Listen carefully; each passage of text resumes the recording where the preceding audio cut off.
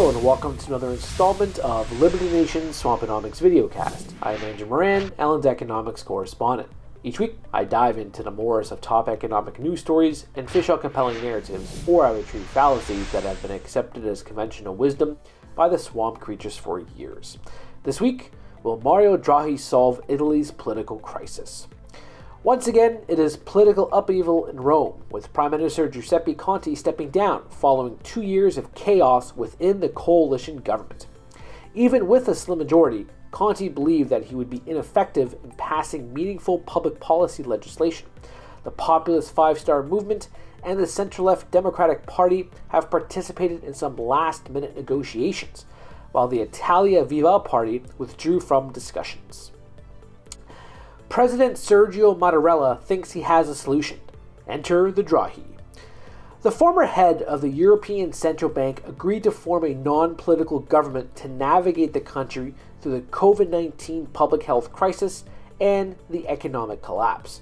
According to Draghi, he accepted the mandate to form a technocratic government to ensure Italy can tackle the myriad of problems facing the nation. The media's response to the news of Draghi potentially becoming prime minister has been hilarious, as they seemingly forgot about his terrible record at the ECB. Despite their claim to saving the euro, they ostensibly cannot remember his, quote, do whatever it takes for however long it takes to approach to monetary policy. Even before Europe was pummeled into submission by the coronavirus pandemic, the trade bloc's economy was abysmal, despite firing every bullet in the chamber. He slashed interest rates to sub-zero territory, he launched and relaunched quantitative easing, cut charges that financial institutions pay to store their excess cash at the ECB, and opened the door for his successor to establish dual interest rates as some sort of Hail Mary. He even purchased junk bonds before it was cool for central banks to scoop up junk bonds in the coronavirus recovery. After throwing everything but the kitchen sink at the European economy, Draghi conceded before he uttered ciao. The economic outlook for the region is, quote, getting worse and worse. If his time at the ECB extended beyond 8 years, he likely would have embraced the concept of helicopter money, a practice of putting money directly into the hands of public and private sector spenders rather than the financial markets. Ultimately, if you thought that the various Federal Reserve chairs have been jokes, Draghi became the first memified European central banker for his solution to every problem facing the Eurozone, which was print more euros.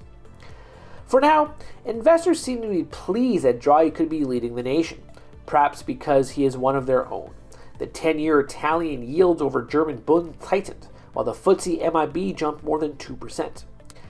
But if the leaders fail to form government, it could be ciao bello for the markets. Draghi will go down as the most consequential ECB chief in the institution's history. He transformed the way the organization operates, paving the way for a successor, Christine Lagarde, to expand upon his efforts and embrace more woke economics, whether it is racial justice or greening the economy. Would he succeed as the head of state in Italy? To paraphrase Mario Draghi, whatever it takes to be prime minister, and if he carries this over to fiscal policy, it can be more money spending, more deficits, and more economic stagnation for Italy. Viva Italia! That's it for me this week. Please read my full Swamponomics column, where I discuss Mitt Romney's Universal Child Benefit Program, Paul Krugman's flip-flop on the deficit again, and the global economy slowing down debt issuances. Thank you. Go deeper on the topic discussed in this video, head on over to one of these links here or go to our Liberty Nation Roku channel.